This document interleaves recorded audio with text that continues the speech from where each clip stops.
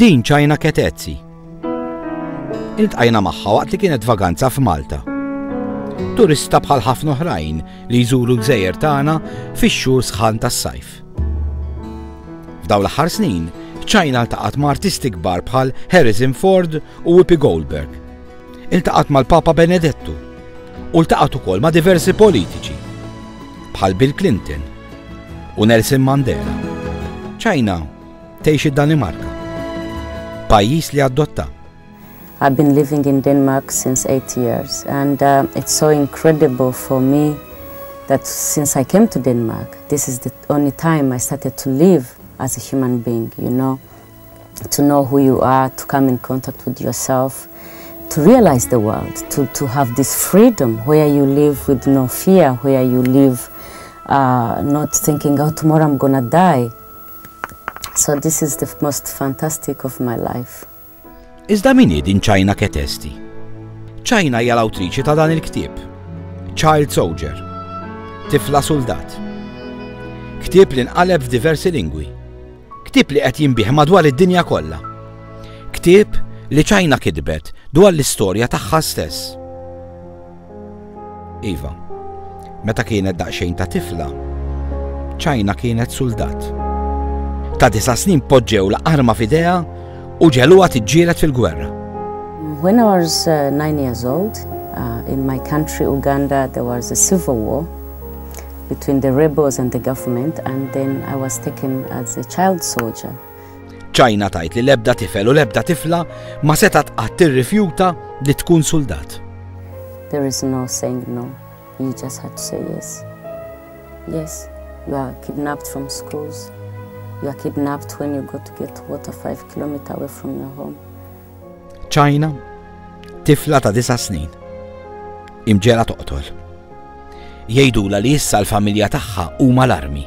Because if they give you a gun, that's what the gun is all about. It's the gun is for killing not people, but they tell you you are enemy because they brainwash you.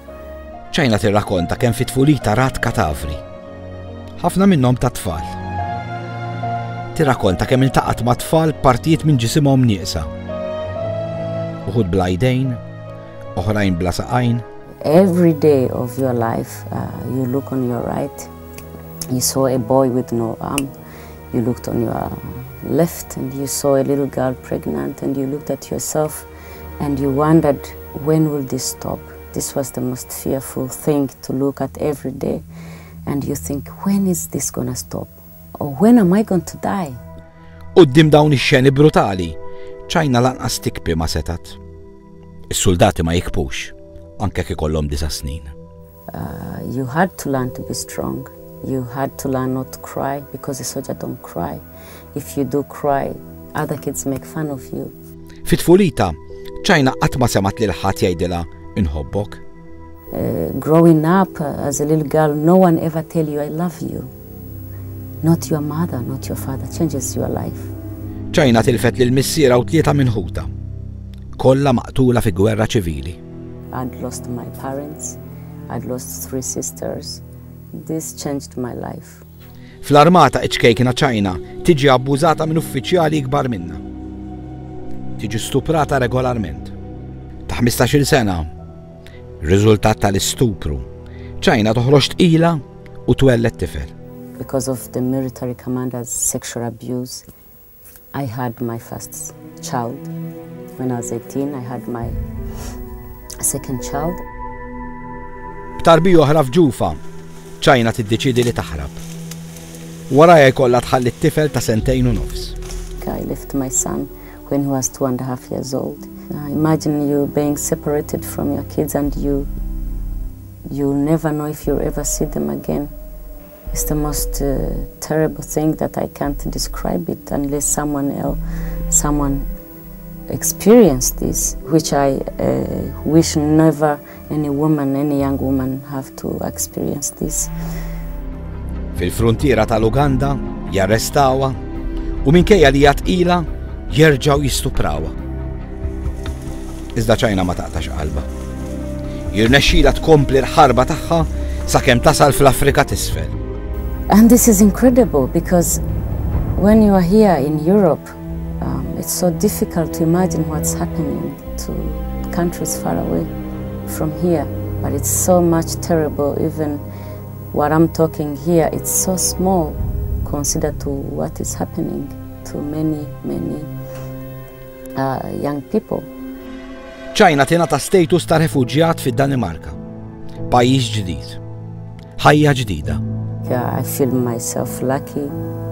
I consider mostly those young little girls and young little boys who are still in the bush, dying and being killed and killing. So Denmark have helped me. Today Denmark is like my father, my mother, of what they give me, and but of also what I have given Denmark. ċajna illum għandha 33 sena. Imma tajt li tħossha daqs li kieku għandha 300.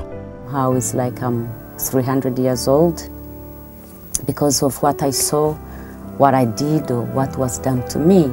So my childhood was completely forgotten forever, and I can never get it back. Illum madwar id-dinja huwa stmat li hawn ma' 300,000 tifel u tifla li bħal ċajna qed jiġu mġela jkunu soldati. Today we have more than 300,000 children in Sierra Leone, Liberia, northern Uganda, Congo, Sudan, and many other countries in Asia. Fil-ftit żmien li għamlet hawn Malta, ċajna saret ħobb lil pajjiżna. Tgħidilna li żgur qed terġa' tiġi għal vaganzi hawnhekk.